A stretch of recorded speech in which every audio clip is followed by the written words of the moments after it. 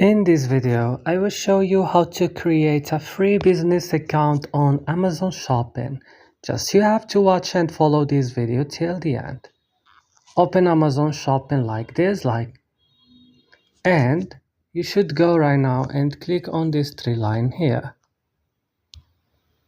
So after that, you go and click on account. And what you have to do, just you have to scroll little this list.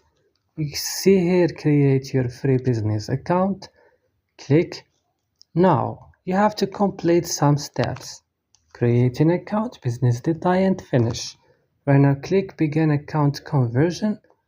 If you want to use a different email, click here. For me, I want just to use my already email here. Click here, begin. And right now, click convert to business account.